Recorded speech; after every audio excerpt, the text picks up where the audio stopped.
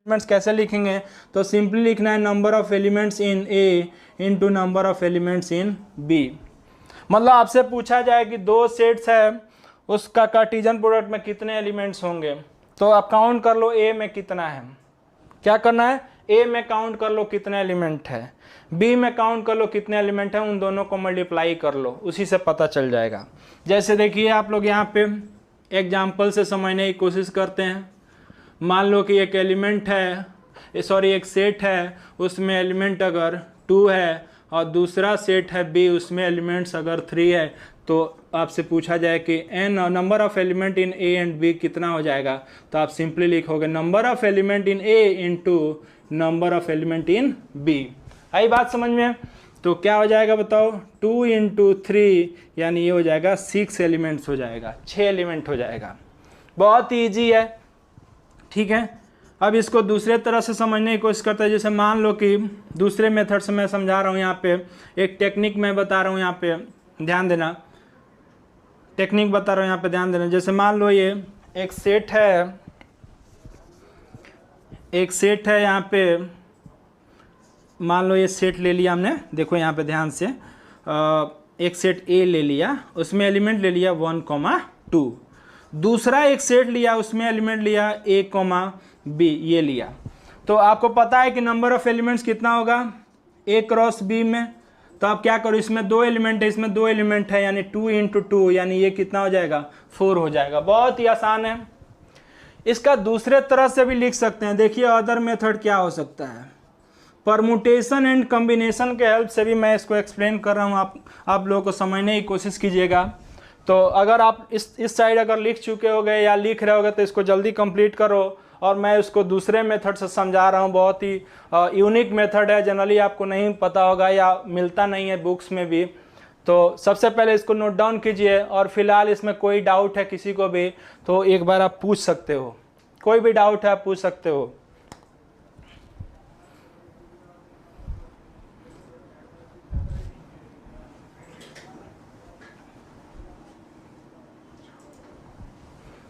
अगर समझ में आ गया है तो सब लोग बताएंगे।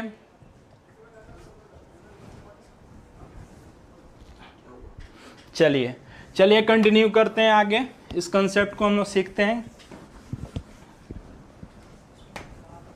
देखिए ध्यान से, हमने बोला कि ए क्रॉस बी क्या होता है, ऑर्डर्ड पेयर होता है A, B, such that A belongs to set A and B belongs to set B. अब देखना बेटा यहाँ पे ये ऑर्डर्ड पेयर कैसे बनेगा। आपको पता है कि देखो यहाँ पे मैं पीएनसी से इसको एक्सप्लेन करूँगा, बहुत मज़ा आने वाला है। देखना यहाँ पे ये मान लो ऑर्डर्ड पेयर है, बड़ा सामने ले लिया, आपको दिखे भी अच्छा भी लगे, है ना। ये बताओ यहाँ पे कौन आएगा, इस जगह पे किसको बैठाया जाएगा। मान लो ये ए क्रॉस बी निकालना है, तो यहाँ पे कौन बैठता है, सेट ए का एलिमेंट बैठता है, यस और नो। इस पे कौन बैठता है, सेट ए का एलिमेंट। इस वाले ये वाला जो जगह है, ये वाला जो चेयर है, मान लो 2 चेयर है, यहाँ पे 2 तरह के लोग बैठेंगे, 2 ग्रुप के, एक ग्रुप ये ए हुआ, दूसरा ग्रुप बी हुआ। इसको सेट ए बोलो और इसको सेट बी का प्लेस बोलो। तो यहाँ पे ए वाला आएगा और यहाँ पे कौन आएगा, बी वाला। अब ए में कितने लोग हैं, कौन कौन है बताओ। यहाँ पे ए में देखो एग्जाम्पल, इसी एग्जाम्पल को ही समझाऊंगा मैं, ध्यान देना। यहाँ पे ए में कौन कौन है, ए में 2 मेंबर है 1,2, ए में 2 जन है, 2 लोग है, उसके लिए एक चेयर है, मान लो एक चेयर मान के चलो। ये 2 लोग एक चेयर पे कितने तरह से बैठ सकते हैं बताइए। 2 लोग एक चेयर पे, सिंपल तरीका है, 2 वेज में बैठ सकते हैं, यस और नो। 2 लोग एक जगह पे 2 तरीके से बैठ सकते हैं, या तो 1 बैठेगा या 2 बैठेगा एक चेयर पे। अब ये फिल हो गया, इस जगह पे बैठा दिया। अब इस जगह को बैठाना है, इस जगह पे किसको बैठाना है, सेट बी का कोई भी बैठ सकता है। तो सेट बी में क्या क्या है देखो, यहाँ पे ए, बी, ये भी 2 जन है। ये 2 जन के लिए एक चेयर लगा हुआ है। ये 2 जन एक चेयर पे कितने तरह से बैठ सकते हैं, तो ए बोलेगा कि मैं बैठ जाता हूँ, तो ठीक है एक तरीका। या बी बोलेगा कि मैं बैठ सकता हूँ, मैं बैठ जाता हूँ, तो दूसरा तरीका। यानी टोटल कितना होगा, 2 वेज। यानी इस वाले प्लेस को भी कितने वेज से फिल किया जा सकता है, 2 वेज से फिल किया जा सकता है। अब ये ऑर्डर्ड पेयर कब कंप्लीट होगा? जब इस पे भी बैठा, इसको भी फिल कर दें, इसको भी फिल कर दें, तो यानी इस प्लेस को फिल करने के लिए 2 वेज और इस प्लेस को फिल करने के लिए अगेन 2 वेज, और दोनों को बैठाना है तो इसीलिए क्या कर देंगे, यहाँ पे मल्टीप्लाई कर देंगे, इनटू कर देंगे। यानी कितना हो जाएगा, ये हो जाएगा 2 × 2, यानी ये कितना हो जाएगा, 4 वेज हो जाएगा। तो बहुत जगह ये ऐसे लिखा रहता है कि मल्टीप्लाई कर लो, Na × Nb कर लो, बट उसका कंसेप्ट किसी को पता नहीं रहता है, मतलब मैक्सिमम लोगों को पता नहीं रहता है कि ये क्यों ऐसा करते हैं। तो आई होप इसका लॉजिक आपको समझ में आ गया होगा। ठीक है, मान लो यहाँ पे सेट ए में 2 एलिमेंट्स और सेट 3 में 5 एलिमेंट है, तो क्या लिखोगे यहाँ पे, ये इस जगह को 2 तरीके से भर सकते हैं। इसमें अगर 5 एलिमेंट है बी में तो इसको 5 वेज से फिल कर सकते हैं, तो 2 × 5 यानी 10 हो जाएगा, यानी 10 वेज यानी 10 ऑर्डर्ड पेयर हो जाएगा। जितने तरह से उस जगह को बैठाओगे उतना अलग अलग ऑर्डर पेयर बनेगा कि नहीं बनेगा, हाँ या ना?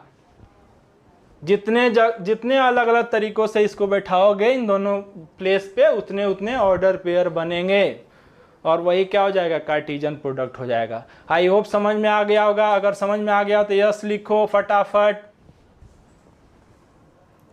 चलिए, बहुत अच्छी बात, ये क्लियर हुआ। इसको रफ कर देता हूं।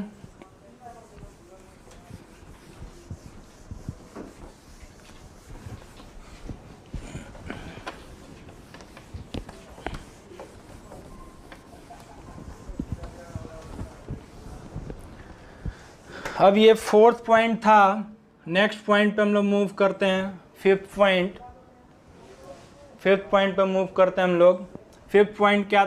5th पॉइंट देखिएगा यहाँ पे ध्यान से,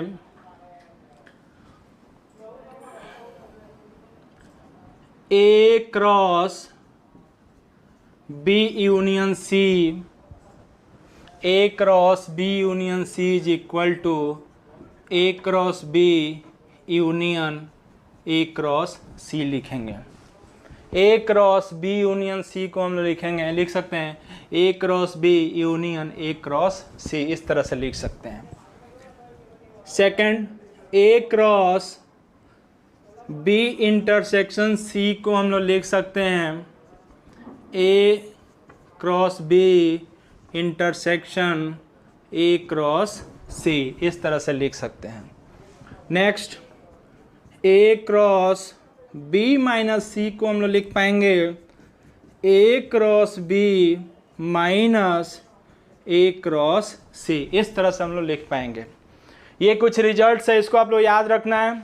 और याद रखने के लिए आप सोचोगे प्रूफ क्या होगा इसका, बहुत सिंपल है। हम लोग क्या कर सकते हैं कि एक कोई सेट ले लो, कुछ मान लो 1 2 3, B ले लो, C ले लो, लेफ्ट हैंड साइड और राइट हैंड साइड अलग अलग इवेलुएट कर सकते हो, आप देखोगे कि इक्वल आएगा। आई बात समझ में? तो इसको याद रखेंगे हम लोग, इसकी प्रूफ की ज़रूरत नहीं है, उसमें ज़्यादा टाइम हम लोग वेस्ट नहीं करेंगे। ठीक है, बहुत इजी कंसेप्ट है इसमें। नेक्स्ट लिखेंगे हम लोग 6th number point. 6th number point हम लोग लिखेंगे 6th number, if A and B are two non-empty sets,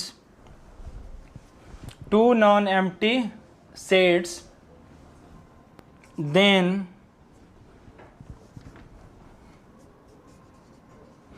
number of element in A cross B intersection B cross A is equal to number of element in A intersection B का whole square. चलिए इसको समझने की कोशिश करेंगे।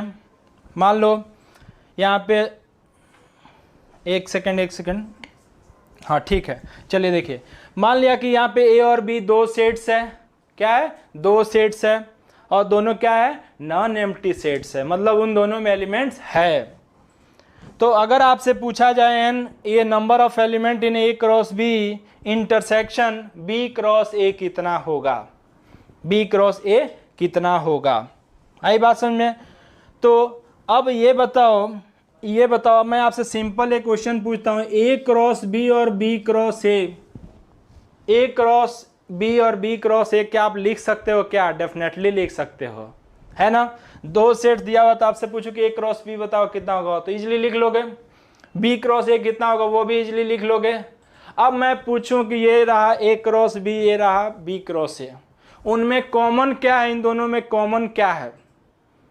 तो common जो भी आएगा उसको अलग अलग लिखोगे, अलग अलग क्या करोगे, लिखोगे। तो ए क्रॉस बी और बी क्रॉस ए में जो कॉमन आएगा ना, वो बेसिकली ए इंटरसेक्शन बी का ही पार्ट होगा।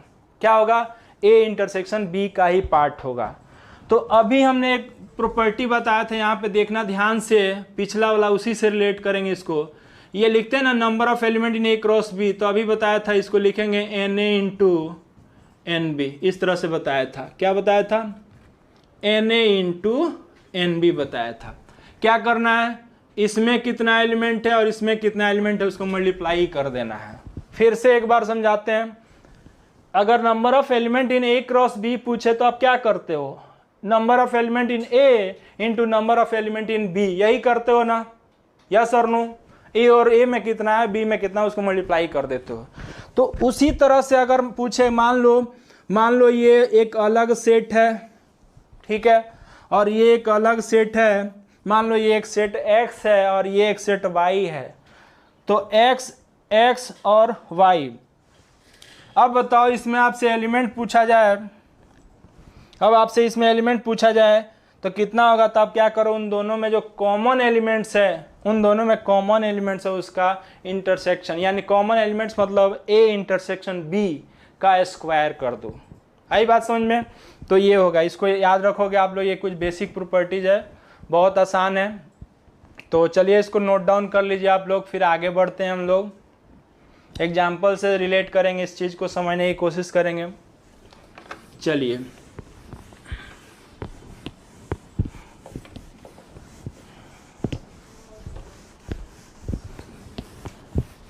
अब क्वेश्चन करते हैं हम लोग, छोटे छोटे कुछ एग्जाम्पल करते हैं। फर्स्ट एग्जाम्पल हम लिखते हैं, if n A is equal to 7 n B is equal to 8 and n of A intersection B is equal to 4, then find the following. First है n of a union b, second n of a cross b, third है n of b cross a,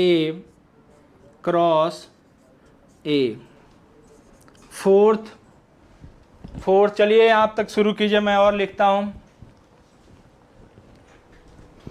solve कीजिए आप लोग।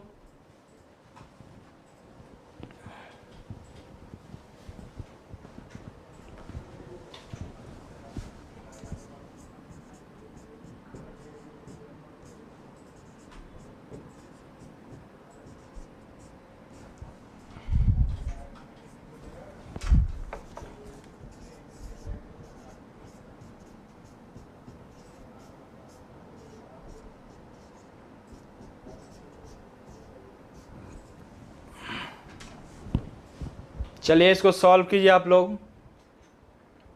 तो चलिए start करते हैं। First question, first N A number of element in A कितना है? 7, number of element in B कितना है? 8, और number of element in A intersection B कितना है? 4 है।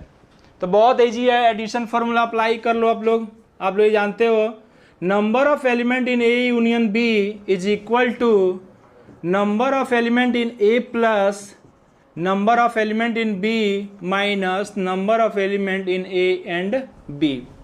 ये फॉर्मूला आप लोग ऑलरेडी पढ़ चुके हैं।